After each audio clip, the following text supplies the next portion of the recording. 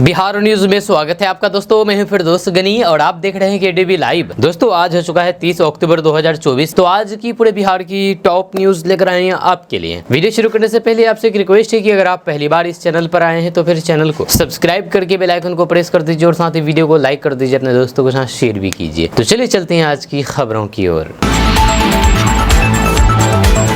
दोस्तों आज बिहार न्यूज की शुरुआत सबसे पहले बात करेंगे कि बिहार के मुख्यमंत्री नीतीश कुमार ने बिहार वासियों को बड़ा तोहफा दिया है। डीबीटी के माध्यम से 101 करोड़ रुपए बिहार के किसानों को भेजा है। आपको बता दूं कि इस साल सितंबर में हुए वर्षापात तथा गंगा, कोसी, गंडक, बागमती और फिर अन्य नदियों के जलस्तर में हुई वृद्धि की वजह से आई बाढ़ में फसल क्षति का प्रतिवेदन के आधार पर प्रभावित किसानों को कृषि इनपुट अनुदान की राशि दी गई है। ये राशि बिहार सरकार द्वारा दिया जा रहा है। अभी प्रथम चरण की राशि वितरित हुई है। इस संबंध में बताया गया है कि अन्य प्राप्त आवेदनों का सत्यापन करके बचे हुए प्रभावित किसानों के बीच भी जल्द राशि वितरित कर दी जाएगी। इस खास मौके पर बिहार के मुख्यमंत्री नीतीश कुमार ने कहा है कि बाढ़ प्रभावित क्षेत्र के लोगों को बिहार सरकार हर संभव सहायता उपलब्ध करा रही है। हम लोग आपदा पीड़ितों की सहायता के लिए लगातार तत्पर रहते हैं।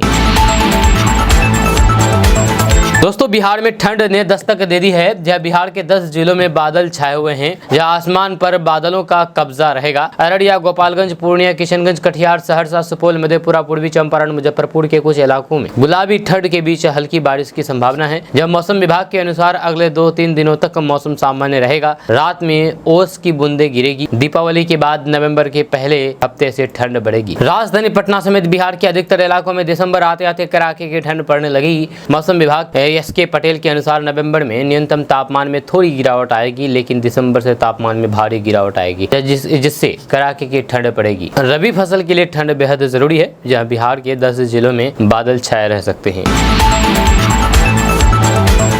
मरहूम मोहम्मद शहाबुद्दीन के बेटे और पत्नी ने आरजेडी का दामन थाम लिया है, जिसके बाद बिहार की राजनीतिक गरमाई हुई है। यह खास तौर पर मुस्लिम पॉलिटिक्स को लेकर के तमाम राजनीतिक दलों के बीच होड़ सी मच गई है। इस बहाने एनडीए जहां लालू प्रसाद यादव और फिर तेजस्वी यादव पर लगातार निशाना साध रहे हैं, वही प्रशांत किशोर उर्फ पीके ने हिना साहब और फिर उनके बेटे ओसामा साहब के आरजेडी में शामिल होने पर लालू प्रसाद यादव और फिर तेजस्वी यादव पर तंज कसते हुए बड़ा हमला बोला है। प्रशांत किशोर ने मोहम्मद शहाबुद्दीन की मैयत की बात को लेकर के करारा कटाक्ष किया है। जब प्रशांत किशोर ने कहा कि उपचुनाव में एक भी मुसलमान को टिकट नहीं दिया, इसलिए एक ऐसे परिवार को शामिल कराया जिसके मैयत में भी जाना उसको गवारा नहीं था। जब प्रशांत किशोर का इशारा शहाबुद्दीन के अंतिम संस्कार में लालू यादव और फिर तेजस्वी यादव के नहीं जाने पर था। जब प्रशांत किशोर ने आगे कहा कि राजद मुस्लिमों के रहनुमा होने का दावा करती है, पर उन्होंने उपचुनाव में एक भी मुस्लिम व्यक्ति को टिकट नहीं दिया है। प्रशांत किशोर ने आरजेडी के मुस्लिम प्रेम का हवाला देकर के निशाना साधते हुए कहा कि आरजेडी सिर्फ भाजपा का डर दिखाकर के मुस्लिम समुदाय से उनका वोट ले रही है, लेकिन उन्हें उनकी आबादी के हिसाब से कभी प्रतिनिधित्व नहीं दिया गया है। मुस्लिम समुदाय लालटेन में केरोसिन की तरह जलता रहा और लालू जी के परिवार में रोशनी होती रही। लेकिन जनसुराज और प्रशांत किशोर वादा करते हैं कि वे आपको आपका हक दिलाएंगे और मुस्लिम युवाओं को अपनी बुद्धि और संसाधनों का उपयोग करके राजनीति में अवसर भी प्रदान करेंगे।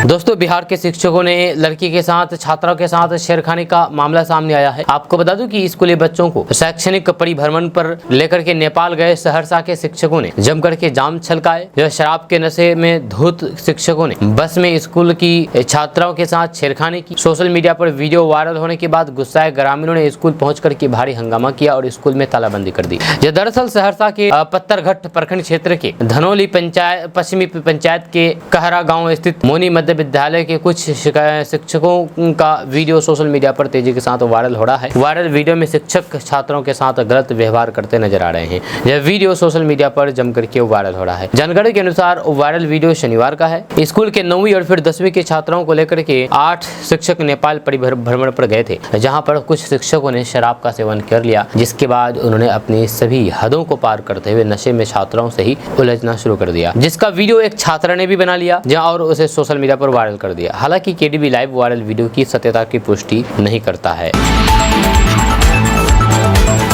17 साल पहले बेटों ने मां का अंतिम संस्कार किया था, श्राद्ध कर्म कर दिया था, लेकिन 21 साल बाद मृतक नहीं बल्कि जिंदा मां घर लौट आई है। ये मामला बिहार के सारण यानी कि छपरा जिला से सामने आया है। बिहार के छपरा सारण जिले के सलीमपुरापुर गांव में एक चौंकाने वाला मामला सामने आया है। आपको बता दूं कि 17 साल पहले मृत मान करके श्राद्ध कर चुके परिजनों के बीच प्रभावती देवी नाम की एक बुढ़ी मां 21 साल बाद वापस घर लौट आई है। इस घटना से सभी को हैरान कर दिया है। वहीं पर ये सवाल भी खड़े हो गए हैं कि आखिर इतने सालों तक ये वृद्ध महिला कहां पर गायब थी। जानकारी के अनुसार प्रभावती देवी स्वर्गीय भगवान शाह की पत्नी है। वहीं पर 2003 में कोलकाता के बांसबुड़िया क्षेत्र की सब्जी मंडी से ये वृद्ध महिला अचानक लापता हो गई थी। इसके साथ ही ये भी सामने आया है कि उस समय उनकी मानसिक स्थिति ठीक नहीं थी। परिजनों ने 2-3 साल तक उन्हें खोजा, लेकिन इतना ढूंढने के बाद भी अंत में 2007 में उनका श्राद्ध कर्म कर दिया गया। हाल ही में मदर टेरेसा नाम की एक चैरिटी संस्था ने प्रभावती देवी को कोलकाता के तारातल्ला इलाके में पाया। इस दौरान संस्था के सदस्यों ने बताया है कि उनकी मानसिक स्थिति उस वक्त ठीक नहीं थी, इसलिए उन्हें अपने घर साथ लेकर के जाकर के देखभाल और इलाज किया। इसके बाद धीरे धीरे उनकी स्थिति में सुधार हुआ और वह अपने बेटों का नाम और फिर घर का पता बताने में सक्षम हो गई। जब वहीं पर इसके बाद चैरिटी संस्था के सदस्य उन्हें सारण जिले के स्थित उनके गाँव सलीमपुर लेकर के आए। शनिवार को जब चैरिटी संस्था की महिला सदस्य उन्हें लेकर के उनके घर पहुंची तो फिर प्रभावती देवी के देवर शिव कुमार शाह और फिर मुखिया प्रतिनिधि विजय कुमार सिंह ने उनका स्वागत किया। वहीं पर उनके घर पहुंचते ही गांव में खबर फैल गई और फिर आसपास के लोग उन्हें देखने के लिए उमड़ पड़े। इसके बाद घर के बाहर लोगों की भारी भीड़ लग गई। जब सभी उन्हें देख करके कहते रहे कि देख रहे हो संतोष की माई आ गई ले। जब प्रभावती देवी के 4 बेटे राजेश कुमार शाह, संतोष कुमार शाह, सनोज कुमार शाह और फिर शेरू कुमार शाह देश के विभिन्न शहरों में रहते हैं। जब वहीं पर जैसे ही उन्हें अपनी मां के लौटने की सूचना मिली तो ये वीडियो कॉल के जरिए अपनी मां से जुड़ने लगे और फिर अब अपने परिवार के साथ गांव लौटने की तैयारी कर रहे हैं। हालांकि फिलहाल प्रभावती देवी की देखभाल उनके देवर और देवरानी कर रहे हैं। दोस्तों, कल एनडीए की बैठक में बिहार के मुख्यमंत्री नीतीश कुमार ने प्रधानमंत्री नरेंद्र मोदी की प्रशंसा की है। जी हां, यानी कि बिहार के मुख्यमंत्री नीतीश कुमार प्रधानमंत्री नरेंद्र मोदी को 4थी बार पीएम बनने का ऐलान कर दिया है। मुख्यमंत्री नीतीश कुमार ने कहा है कि प्रधानमंत्री नरेंद्र मोदी 4थी बार भी पीएम बनेंगे। साथ ही मुख्यमंत्री नीतीश कुमार ने कहा कि उन्होंने पदभार ग्रहण करने के बाद से बिहार के प्रति मोदी के अटूट समर्थन को उजागर किया है। नीतीश कुमार ने बिहार के प्रति प्रधानमंत्री के गहरे लगाव पर जोर देते हुए कहा कि जब से नरेंद्र मोदी प्रधानमंत्री बने हैं वे बिहार को लगातार सहायता प्रदान कर रहे हैं। सूत्रों ने इस बात की जानकारी दी है। उन्होंने पार्टी सदस्यों से प्रधानमंत्री के रूप में मोदी के 4थे कार्यक्रम को सुनिश्चित करने के लिए प्रतिबद्ध होने का आह्वान किया है। उन्होंने विश्वास व्यक्त किया है कि मोदी जी 4थी बार प्रधानमंत्री बनेंगे। नीतीश कुमार ने भाजपा के साथ लंबे समय से चले आ रहे गठबंधन पर विचार किया जो 1996 से चला आ रहा है। इसे एक मजबूत साझेदारी के रूप में वर्णित किया जिसने बिहार की प्रभावी रूप से सेवा की है। हालांकि उन्होंने स्वीकार किया है कि गठबंधन को कुछ गठबंधन सहयोगियों के प्रभाव के कारण चुनौतियों का सामना करना पड़ा। एक स्पष्ट टिप्पणी में नीतीश कुमार ने संकेत दिया है कि उनके मंत्री विजेंद्र यादव समेत कुछ व्यक्तियों ने राजद के साथ साझेदारी करने के उनके पिछले कुछ निर्णयों में भूमिका निभाई थी। उन्होंने कहा कि ये वही लोग थे जिन्होंने मुझे राजद के साथ गठबंधन करने की सलाह दी थी। ये पहली बार नहीं है जब नीतीश कुमार ने राजद के साथ अपने पिछले गठबंधन को अपने सहयोगियों की सलाह के लिए जिम्मेदार ठहराया। उनकी टिप्पणी राजनीतिक गठबंधनों की जटिलताओं और फिर मोदी के लिए समर्थन को मजबूत करने के लिए चल रहे प्रयासों को रेखांकित करती है। दोस्तों, पुश्तैनी जमीन वह जमीन होती है जो परिवार में पीढ़ियों से चली आ रही होती है। इस जमीन पर किसी व्यक्ति का जन्म सिद्ध अधिकार होता है। जब बिहार सरकार ने इस जमीन का सर्वे कराने के लिए कुछ नियम बनाए हैं जिसके तहत आप जमीन का सर्वे करा सकते हैं। आपको बता दूं कि बिहार में पुश्तैनी जमीन के सर्वे कराने के 6 नियम है। जब बिहार में पुश्तैनी जमीन पर अपना स्वामित्व दिखाने के लिए वंशावली की जरूरत पड़ेगी। जब सर्वे के दौरान ही पैतृक संपत्ति का बंटवारा किया जा सकता है। इसके लिए आपको सर्वे फॉर्म और फिर वंशावली फॉर्म भर करके जमा करना होगा। जब बिहार में जिन लोगों के पास जमीन की ऑनलाइन रसीद है और वे उस पर कब्जा कर रहे हैं उन्हें कोई दस्तावेज दिखाने की जरूरत नहीं है। जब सर्वे के लिए सिर्फ बातों वाला बंटवारा मान्य नहीं है, इसके लिए सभी भाइयों और फिर बहनों के हस्ताक्षर वाला एक दस्तावेज देना होगा। अगर किसी भाई की जान चली जाती है यानी कि दुनिया में नहीं है तो फिर उसके सभी बच्चे के हस्ताक्षर जरूरी है। इसको लेकर के राजस्व एवं भूमि सुधार विभाग ने जानकारी दी है। जब वंशावली में गलत जानकारी देना संभव नहीं होगा क्योंकि उसे सत्यापन के लिए दोबारा होने वाली ग्राम सभा में रखा जाएगा, इसलिए वंशावली में सही जानकारी दें।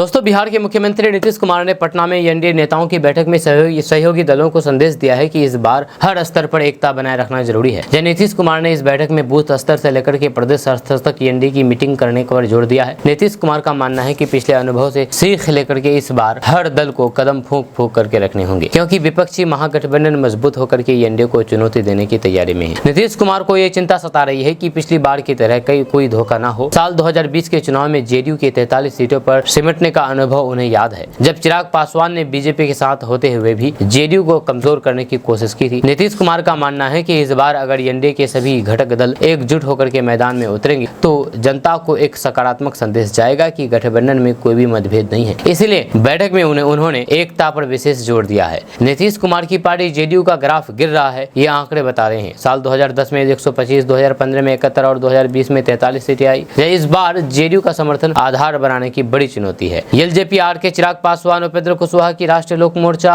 और जीतन राम मांझी के हिंदुस्तानी अवाम मोर्चा के साथ मिलकर के एनडीए का विस्तार हुआ है, लेकिन हर दल के मतदाताओं को जोड़ना कठिन है। जब प्रशांत किशोर और फिर आरसीपी सिंह भी चुनावी मैदान में अपने नए दलों के साथ चुनौती पेश करेंगे, जो जेडीयू के वोट बैंक में सेध लगा सकते हैं। जब एनडीए के घटक दलों में कुछ मुद्दे पर भी मतभेद है, वक्फ संशोधन बिल, यूनिफॉर्म सिविल कोड और फिर शराबबंदी जैसे मुद्दों पर ये जेडीयू और बीजेपी के विचार अलग अलग हैं।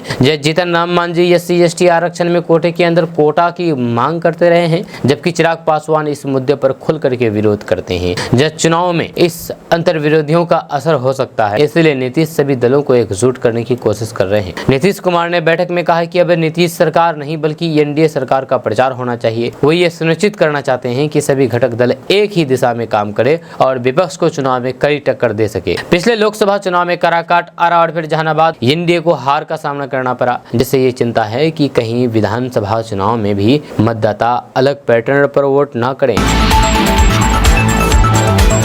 दोस्तों, बिहार में जारी जमीन सर्वे में एक बड़ा प्रावधान करने की तैयारी चल रही है। इस सर्वे के दौरान जिन सरकारी जमीन या फिर गैर मजरूआ जमीन पर लंबे समय से जरूरतमंद लोग निवास कर रहे हैं, उन्हें इस जमीन का मालिकाना हक देने पर राज्य सरकार गंभीरता से विचार कर रही है। जहां राजस्व एवं भूमि सुधार विभाग में फिलहाल इसे संबंधित सभी पहलुओं पर मंथन किया जा रहा है। जल्द ही विभाग इस मुद्दे को लेकर घोषणा कर सकता है। हालांकि इसमें कई मानक भी निर्धारित किए गए हैं, जिन पर खरा उतरने पर ही किसी गैर मजरूआ जमीन का मालिकाना हक संबंधित व्यक्ति को मिल जाएगा। जमीन का मालिकाना हक का हस्तांतरण होने के बाद इसकी पूरी जानकारी जमीन सर्वे पर अपलोड कर दी जाएगी। हालांकि सरकार के स्तर से अंतिम फैसले होने से पहले विभाग के कोई भी अधिकारी इस पर खुल करके कुछ भी बोलने को तैयार नहीं है। गैर मजरूआ जमीन पर जो लोग परिवार के साथ 3 पीढ़ी या फिर इससे अधिक समय से रहते आ रहे हैं, इस जमीन का रिकॉर्ड सरकार अपने खतियान से मिलान करेगी। इसकी सभी स्तर पर पुष्टि होने के बाद ही इसे संबंधित परिवार को बंदोबस्त किया जाएगा। इस तरीके की सरकारी जमीन सिर्फ वैसे लोगों को दी जाएगी जो जरूरतमंद है या फिर जिन्हें जमीन से हटा देने पर वह परिवार बेघर हो जाएंगे। ऐसे लोग जो बेहद गरीब हैं और फिर उनके पास कोई भी अन्य ठिकाना नहीं है, उन्हें इस तरीके की जमीन देने पर सरकार विचार कर रही है। दोस्तों, आज तक आपने मुस्लिम समुदाय के नाम के पीछे ही खां सरनेम लगा हुआ देखा सुना होगा, लेकिन बिहार में एक ऐसा गांव है जहां सबसे ज्यादा ब्राह्मण रहते हैं और वे अपने नाम के साथ खां सरनेम लगाते हैं। बिहार के इस गांव में करीब 80% आबादी ब्राह्मणों की है। इसके बाद भी ये लोग झा और ठाकुर के साथ सरनेम में खां लगाते हैं। आपको जानकर के हैरानी होगी कि इस गाँव में इतनी संख्या में हर गोत्र के ब्राह्मण है कि शादी भी यही हो जाती है। ये गाँव बिहार के सहरसा जिला मुख्यालय से 8 किलोमीटर दूर है, जिसका नाम बनगांव है, जो बिहार में सबसे ज्यादा ब्राह्मणों की आबादी वाले गांव में से एक है। इस बनगांव में किसी का नाम भोलेनाथ हो या फिर शंकर, सभी लोग अपने नाम के बाद खां सरनेम लगाते हैं। इस गांव में लगभग 15 से 20 हजार हिंदू अपने नाम के पीछे खां सरनेम लगाते हैं। ये लोग किसी भी बाहर शहरों में जाते हैं तो फिर लोग इनका पूरा नाम सुन करके चौंक जाते हैं। इस गाँव के लोगों का मानना है कि उनके पूर्वजों ने मुगल काल में अपने नाम के साथ खां लगाना शुरू किया था। इसके पीछे कई कहानियां हैं, लेकिन सही वजह किसी को नहीं पता है। इतना ही नहीं, यहाँ कई पीढ़ियों से होली, दिवाली, जन्माष्टमी जैसे हिंदू त्योहारों के मुख्य रूप से मुस्लिम समुदाय के लोग शामिल होते हैं। गांव में 133 साल से हर रविवार धर्म सभा आयोजित होती है, जिसमें सभी धर्म के लोग हिस्सा लेते हैं। इस गाँव में कई प्रकार के गोत्र और मूल के ब्राह्मण रहते हैं, इसलिए गाँव में ही शादी हो जाती है। गाँव में ही इतने गोत्र हैं कि किसी भी लड़की या फिर लड़के के लिए आसानी से रिश्ता मिल जाता है। यहाँ के लोग बताते हैं कि बेटी के कुल से 5 पीढ़ी छोड़ करके और पिता के पक्ष से 7 पीढ़ी छोड़ करके शादी हो जाती है, इसलिए यहाँ शादी होने में आसानी होती है। उन्होंने बताया है कि ये 1-2 वर्षों से नहीं बल्कि कई वर्षों से यहाँ गाँव में शादी होते आ रहे हैं। यहाँ पर श्री कृष्ण की मूर्ति बनाने के लिए मिट्टी मुस्लिम लाते हैं। हर साल कृष्ण जन्माष्टमी पर भगवान कृष्ण की मूर्ति बनाने के लिए मिट्टी मुस्लिम परिवार के लोग ही लेकर के आते हैं। जब वहीं पर बनगांव में अलग अलग गोत्र के लोग एक ही गांव में रहते हैं, इसलिए बेटे बेटियों की शादी गांव में ही कर दी जाती है, जैसे कि आपको बताया गया है अभी। दोस्तों, बिहार के सरकारी स्कूलों में पढ़ाने वाले शिक्षकों के लिए एक बड़ी खबर सामने आ रही है। ताज़ा रिपोर्ट्स के मुताबिक बिहार के सरकारी स्कूलों के शिक्षकों के ट्रांसफर की प्रक्रिया जल्द शुरू की जाएगी। इसको लेकर के विभाग के स्तर पर तैयारियां की जा रही है। खबर के अनुसार बिहार में शिक्षकों का तबादला शीतकालीन अवकाश से पहले किया जाएगा और दिसंबर के अंत तक उन्हें नए स्कूल आवंटित कर दिया जाएगा। शिक्षा विभाग के अपर मुख्य सचिव डॉक्टर एस सिद्धार्थ ने बताया है कि ट्रांसफर प्रक्रिया पूरी तरीके से पारदर्शी होगी। आपको बता दूं कि शिक्षा विभाग के अपर मुख्य सचिव डॉक्टर एस सिद्धार्थ ने जानकारी देते हुए कहा कि अगले सप्ताह से वेबसाइट पोर्टल पर ट्रांसफर के लिए आवेदन की प्रक्रिया शुरू कर दी जाएगी। वहीं पर सर्दियों की छुट्टी से पहले टीचरों का ट्रांसफर हो जाएगा। दरअसल बिहार में शिक्षकों के ट्रांसफर के लिए अप्लाई करते समय पुरुष शिक्षकों को 10 अनुमंडल चुनने होंगे, जबकि महिला और दिव्यांग शिक्षक 10 पंचायत चुन सकेंगे। डॉक्टर एस सिद्धार्थ ने कहा कि ये तबादला एक तय सिद्धांत पर होगा, इसलिए किसी को घबराने की जरूरत नहीं है। दोस्तों, बिहार में पूर्ण शराबबंदी लागू है। इसके तहत कभी भी शराब पीना या फिर इससे जुड़े हुए किसी भी तरह की कोई भी कारोबार करना उचित नहीं है। इतना ही नहीं, शराबबंदी लागू करते वक्त और फिर उसके बाद भी समय समय पर राज्य सरकार के निर्देश पर सरकारी कर्मियों समेत आम लोगों से शराब न पीने और फिर शराब से किसी अवैध कारोबार में संलिप्त न होने की कसम खा ली थी। लेकिन एक ऐसा ताजा मामला सामने आया है जो आप जान करके ये सारी शराबबंदी की धज्जियां उड़ती हुई दिख रही है। मिल रही जानकारी के अनुसार पूर्वी चंपारण में आरपीएफ इंस्पेक्टर के क्वार्टर से पुलिस ने भारी मात्रा में शराब और कैश बरामद किया है। छापेमारी के दौरान आरपीएफ इंस्पेक्टर अपने क्वार्टर में नहीं थे, लेकिन पुलिस ने छापेमारी करके शराब और फिर कैश जब्त किया है। ये मामला पूर्वी चंपारण के बापू धाम रेलवे स्टेशन स्थित आरपीएफ क्वार्टर की है।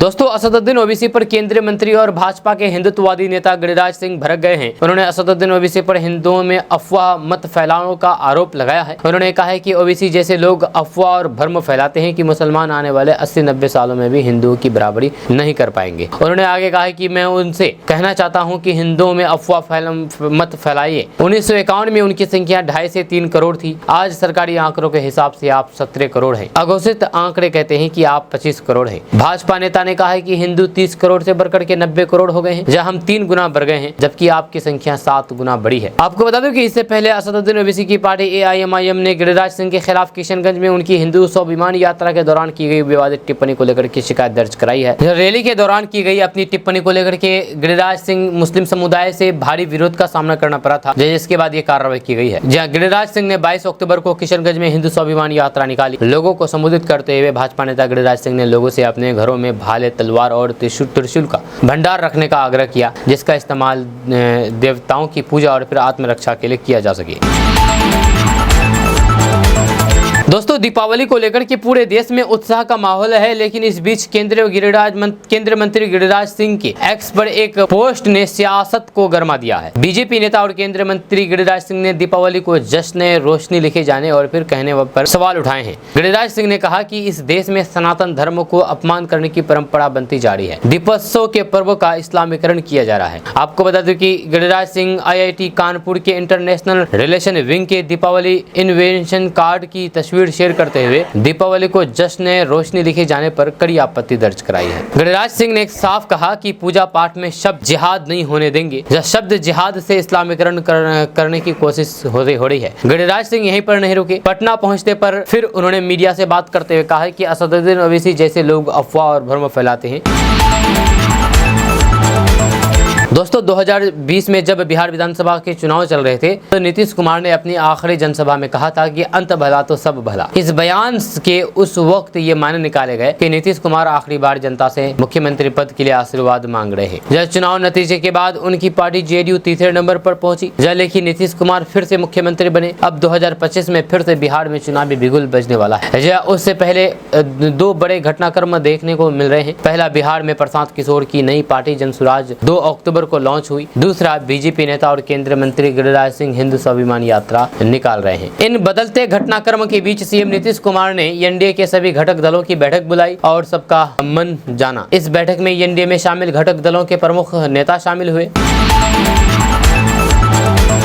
एक बड़ी खबर सामने आई है। बड़ी खबर यह है कि बिहार विधानमंडल का शीतकालीन सत्र 25 नवंबर से शुरू होगा। सत्र 29 नवंबर तक चलेगा। इस दौरान सदन में द्वितीय अनुपूरक बजट भी पेश होगा, साथ ही अन्य विधायी कार्य संपादित किए जाएंगे। संसदीय कार्य विभाग ने इस संबंध में अधिसूचना जारी कर दी है। यह 4 सीटों पर होने वाले चुनाव के परिणाम 23 नवम्बर को आएंगे, जहाँ इसके 2 दिन बाद ही सदन की गतिविधियाँ शुरू हो जाएगी। 25 नवम्बर को सत्र के पहले दिन शपथ ग्रहण होगा। इसके बाद राज्यपाल द्वारा प्रख्यापित अध्यादेश की प्रतियां सदन पर रखी जाएगी। साथ ही पहले ही दिन वित्तीय वर्ष 2024-25 का द्वितीय अनुपूरक बजट पेश किया जाएगा। 26 नवंबर को गैर सरकारी संकल्प दिए जाएंगे। 27 और 28 नवंबर को सदन में राजकीय विधेयक पेश किए जाएंगे।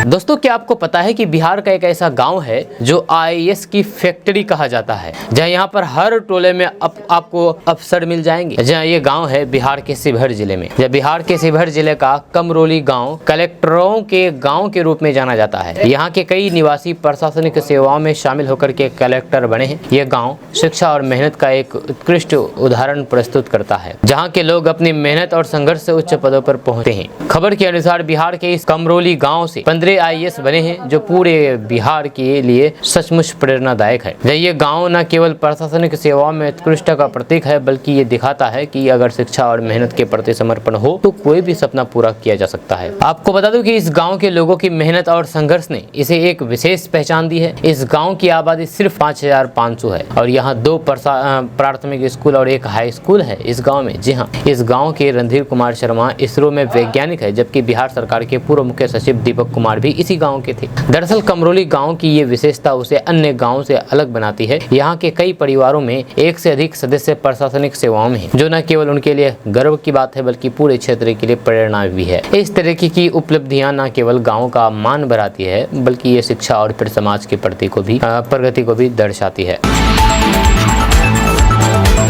बिहार के कृषि मंत्री मंगल पांडे ने कहा कि आलू और फिर सब्जी उत्पादन से किसानों की आमदनी दुगनी होगी। जी हाँ, कृषि मंत्री मंगल पांडे ने यहाँ पर रबी फसल के मौसम के लिए ब्रोकली, शिमला मिर्च, टमाटर, फूलगोभी और बंदा गोभी के हाइब्रिड सब्जी के बिचड़े का सांकेतिक वितरण करके आलू एवं सब्जी महाअभियान की शुरुआत करने के बाद कहा कि मुख्यमंत्री नीतीश कुमार के मार्गदर्शन में किसान भाइयों को कृषि विभाग की विभिन्न योजनाओं का लाभ मिल रहा है। देश में सब्जी की खेती में बिहार का 4था स्थान है। मंत्री ने कहा कि कृषि आधारित अर्थव्यवस्था में सब्जी उत्पादन महत्वपूर्ण घटक है। जब राज्य में कुल 202 शीतगृह कार्यरत है, जिसकी कुल भंडारण क्षमता लगभग 12,30,000 मीट्रिक टन है। जब बिहार की कृषि आधारित अर्थव्यवस्था में सब्जी उत्पादन एक अत्यंत महत्वपूर्ण घटक है।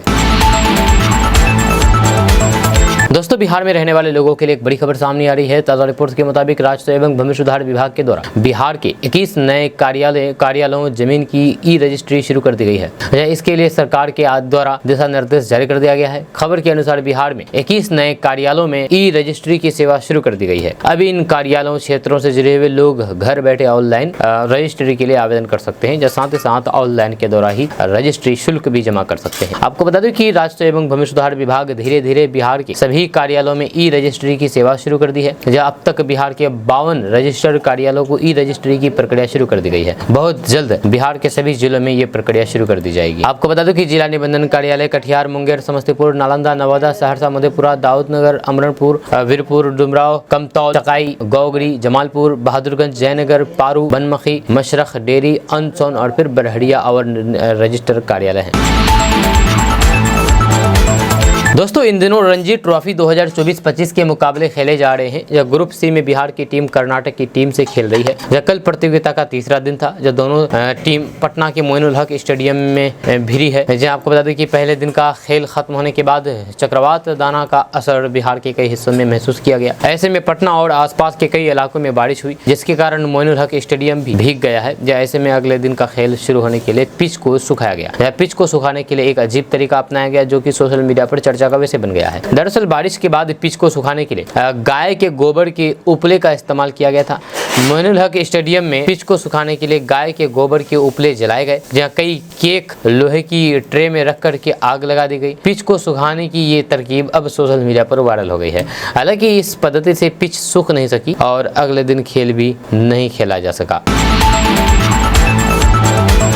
दल बनाकर के बिहार के चुनावी मैदान में कूदे प्रशांत किशोर से आरजेडी नेता तेजस्वी यादव को बड़ी राहत मिलती दिख रही है। राहत की दो बड़ी वजह है। पहली वजह प्रशांत किशोर का उम्मीदवार सिलेक्शन और फिर दूसरी वजह उपचुनाव का सियासी मिजाज है। जब बिहार के सियासी गलियारों में 4 सीटों के उपचुनाव को 2025 का सेमीफाइनल कहा जा रहा है। प्रशांत किशोर की पार्टी इस सेमीफाइनल के बूते अपना शक्ति प्रदर्शन करने की तैयारी में जुटी है, लेकिन जिस तरह से प्रशांत किशोर ने उम्मीदवार उतारे हैं उससे तेजस्वी खेमे में खुशी की खबर है। जब प्रशांत किशोर लगातार तेजस्वी यादव को क्राइम और दल बल के जरिए घेरे थे। पीके लगातार ये मुद्दा उठा रहे थे कि तेजस्वी की पार्टी जाति और अपराधियों से बाहर नहीं निकल पा रही है। आरजेडी पर शुरू से ही अपराध से जुड़े हुए नेताओं को तवज्जो देने का आरोप लग रहा था। ऐसे में प्रशांत किशोर जिस तरह से मुखर थे उसमें आरजेडी के लिए 2025 में अपराध से जुड़े हुए नेताओं को टिकट देना आसान नहीं था। दिलचस्प बात यह है कि आरजेडी के अधिकांश छत्रप इसी तरह की राजनीति से आए हैं, चाहे रीतलाल यादव हो, चाहे राजवल्लभ यादव हो या फिर मुन्ना शुक्ला हो, सब पर बड़े अपराध में शामिल होने का आरोप है। तेजस्वी को पीके पढ़ाई लिखाई पर भी घेर रहे थे, जब प्रशांत किशोर उनके 9वीं पास को भी बड़ा मुद्दा बना रहे थे। लेकिन अब जिस तरह से जनसुराज के 4 उम्मीदवारों का ब्यौरा सामने आया है उससे तेजस्वी फ्रंट फुट पर आ सकते हैं। जब प्रशांत किशोर ने उपचुनाव में जिन 4 उम्मीदवारों को मैदान में उतारा है उनमें 3 पर गंभीर आरोप में मुकदमा दर्ज है। बेलागंज के प्रत्याशी अमजद ने जो हल्फनामा दाखिल किया है उसके मुताबिक अमजद पर रंगदारी, हमला और फिर मारपीट के केस दर्ज हैं। इसी तरह इमामगंज के प्रत्याशी जितेंद्र पासवान पर भी चोरी और फिर लूट का मुकदमा दर्ज है। प्रत्याशी के हिसाब से देखा जाए तो फिर प्रशांत किशोर ने करीब 70% के आसपास जो प्रत्याशी उतारे हैं उन पर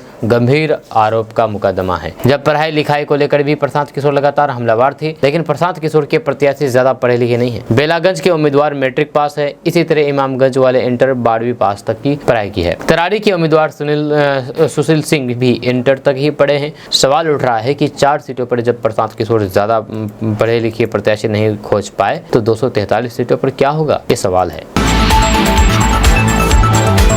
दोस्तों, बिहार के पूर्णिया से निर्दलीय सांसद पप्पू यादव बिहार के मुख्यमंत्री नीतीश कुमार से नाराज हैं। उनका कहना है कि वे मुख्यमंत्री से मिलना चाहते हैं, लेकिन मुख्यमंत्री उन्हें मिलने का समय नहीं दे रहे हैं। जब गैंगस्टर लॉरेंस बिश्नोई से धमकी मिलने के बाद पप्पू यादव गृह मंत्री तक से सुरक्षा की गुहार लगा चुके हैं। इसी मामले में वे मुख्यमंत्री से भी मुलाकात का समय चाहते हैं। पप्पू यादव ने सीएम नीतीश कुमार से के निजी सचिव से लेकर के राज्य के मुख्य सचिव को भी फोन किया, लेकिन नीतीश कुमार से मीटिंग तय नहीं हुई। लॉरेंस गैंग की धमकी पर सांसद ने कहा कि उनकी किसी से व्यक्तिगत लड़ाई नहीं है, वे सिर्फ वैचारिक बात करते हैं। जब उन्होंने सीएम नीतीश कुमार पर आरोप लगाया है कि वे उन लोगों को सुरक्षा दे रहे हैं जिन्हें इसकी जरूरत नहीं है, मगर जो लोग सरकार में नहीं है उन्हें वे समय तक नहीं दे रहे हैं। उन्होंने ये भी कहा कि उन्हें सुरक्षा देना सरकार का विशेष अधिकार है। जब पूर्णिया सांसद पप्पू यादव ने कहा कि सामाजिक न्याय की लड़ाई में उन्होंने बहुत उतार चढ़ाव देखे हैं, उन्हें नहीं पता है कि कौन धमकी दे रहा है। धमकी मिलने के बाद भी वे मुंबई गए और फिर एक्टर सलमान खान एवं बाबा सिद्दीकी के परिवार से मिले। सांसद ने कहा है कि कई बार उन्होंने मुख्यमंत्री नीतीश कुमार से मिलने की कोशिश की, लेकिन मीटिंग तक नहीं हो पाई। उन्होंने आला अधिकारियों से कहा है कि उन्हें जान से मार देने की धमकी मिल रही है। पप्पू यादव ने कहा है कि उन्होंने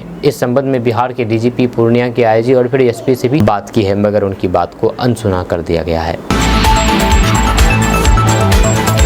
बिहार में अलग अलग जगहों से लड़कियों के लापता होने की शिकायत आए दिन सामने आती रहती है। भागलपुर में हॉस्टल में रहने वाली 3 छात्राएं लापता हो गई है। तीनों के परिजनों ने थाना पहुंचकर के केस दर्ज कराया है। बराड़ी थाना क्षेत्र के एसएस कॉलेज रोड स्थित निजी छात्रावास में रहने वाली पूर्णिया निवासी 15 वर्षीय छात्रा सहित बड़ी खंजरपुर की रहने वाली 2 पड़ोसी नाबालिग स्कूली बच्चियां 25 अक्टूबर से लापता है। दोनों ही मामले में परिजनों ने बराड़ी थाना में केस दर्ज कराया है। जब पूर्णिया की छात्रा के लापता होने के मामले में मां ने थाना को आवेदन दिया था, जिसमें उन्होंने बताया है कि उनकी बेटी पढ़ाई के लिए भागलपुर के एसएस कॉलेज रोड स्थित छात्रावास में रहती थी, जहां पर उसी के छात्रावास में उसकी मौसरी बहन भी रहती थी। बीते 25 अक्टूबर को सुबह उनकी बेटी हर दिन की तरह ट्यूशन के लिए निकली थी, पर देर शाम तक वह वापस नहीं लौट आई, जिसकी जानकारी बहन ने उन्हें दी। खोजबीन के बाद उसका कुछ भी पता नहीं चला। आवेदन में एक युवक का नाम लिख करके अपहरण का आरोप उन पर लगाया गया है। जब लड़की की मां ने आवेदन में लिखा है कि उन्हें आशंका है कि उस युवक उनकी नाबालिग बेटी को बहला फुसला करके उसका अपहरण कर लिया है। इधर बराड़ी थाना क्षेत्र के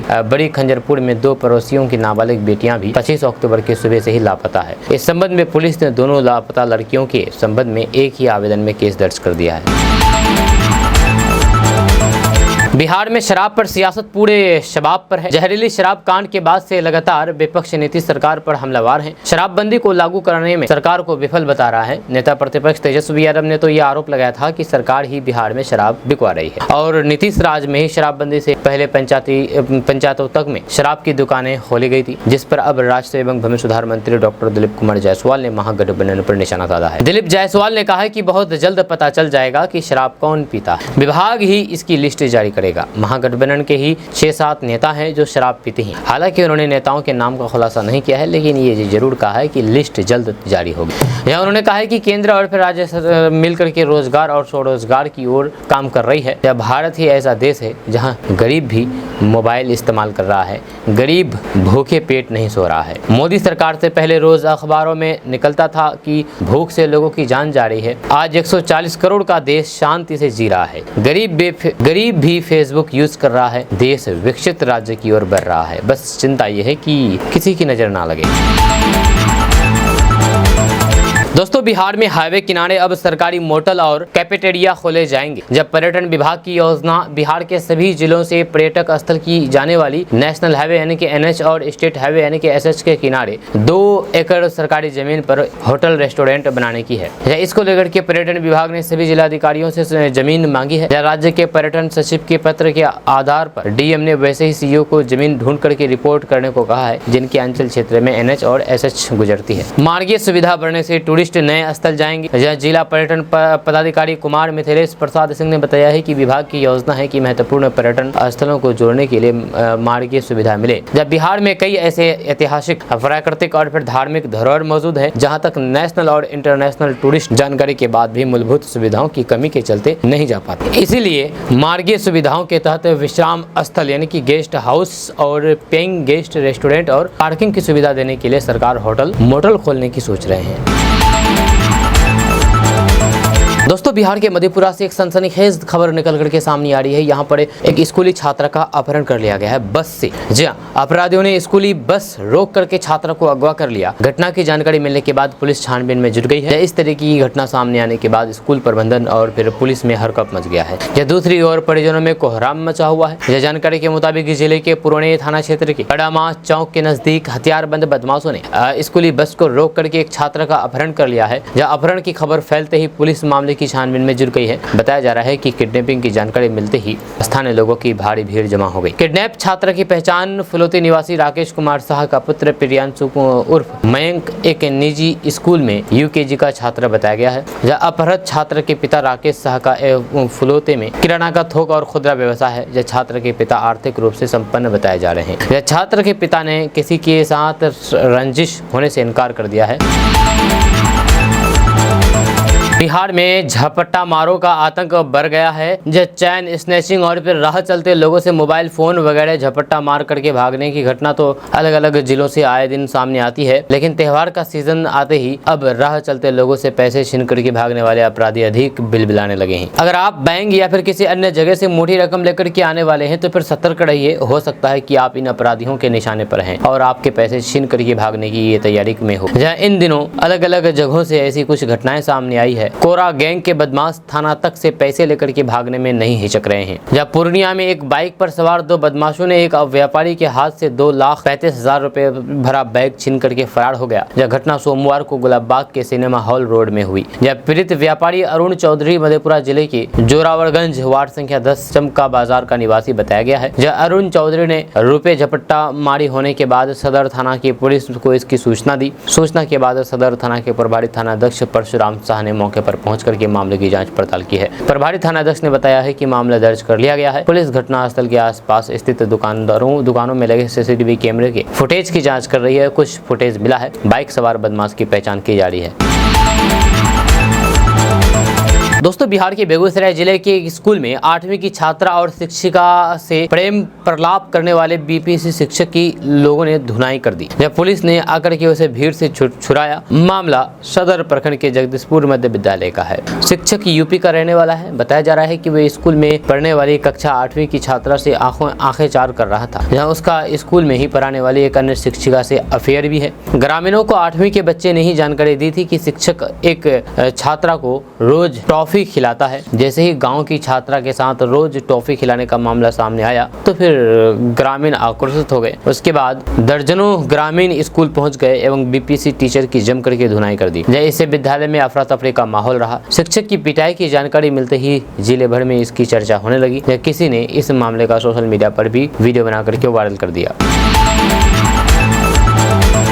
अब बीजेपी नेता ने एक बहुत बड़का विवादित बयान दे दिया है। बीजेपी नेता का कहना है कि हिंदू समुदाय की दुकानों से ही दीपावली की खरीदारी करें। आपको बता दूं कि बीजेपी के फायर ब्रांड नेता और केंद्रीय मंत्री गिरिराज सिंह ने हाल ही में हिंदू स्वाभिमान यात्रा निकाली थी। जब उनकी इस यात्रा को लेकर के विपक्ष लगातार हमला कर रहा है, जब हिंदू मुस्लिम एकता को तोड़ने का आरोप लगा रहा है। ये मामला अभी ठंडा भी नहीं हुआ था कि दीपावली और धनतेरस से पहले बीजेपी के और नेता ने विवादित बयान दे दिया है, जिससे बिहार का सियासी पारा बढ़ गया है। जब बीजेपी बिहार प्रभारी रहे हरीश द्विवेदी ने एक्स पर पोस्ट करते हुए दीपावली धनतेरस पर हिंदू समुदाय की दुकानों से खरीदारी की अपील की है। हरीश द्विवेदी ने एक्स पर लिखा है कि मित्रों, दीपावली का पवित्र पर्व शुरू हो रहा है। उसी क्रम में धनतेरस का पर्व त्योहार है। हमारे सनातन धर्म में ये मान्यता है कि धनतेरस के शुभ दिन हम सब अपने सामर्थ्य के अनुसार कोई नई वस्तु की खरीदारी अवश्य करते हैं। साथियों, आप सबको पता है कि इस समय एक समुदाय विशेष के कलुषित विचार वाले कट्टरपंथियों के द्वारा ये आह्वान बार बार किया जा रहा है कि उनके लोग किसी भी प्रकार की खरीदारी अपने समुदाय की दुकानों से ही करें। मैं आप सभी सनातनी भाइयों से प्रार्थना करता हूं कि ऐसे कट्टरपंथियों को आपका उचित जवाब यही होगा कि इस त्योहार पर आप सभी खरीदारी सनातनी भाइयों की दुकानों पर ही करें, दुकानों से ही करें। हिंदू तन मन, हिंदू जीवन, रग रग हिंदू, मेरा परिचय हिंदू, शुभ दीपावली, ये कहना है बीजेपी नेता का। बीजेपी नेता हरीश द्विवेदी के इस पोस्ट पर बिहार में बीजेपी के अन्य नेताओं ने भी समर्थन दिया है। जहाँ बिहार बीजेपी के प्रदेश प्रवक्ता प्रभाकर मिश्रा ने कहा कि ये तो उनका व्यक्तिगत विचार है, लेकिन हिंदू के पर्व त्योहार में पवित्रता का विशेष महत्व है।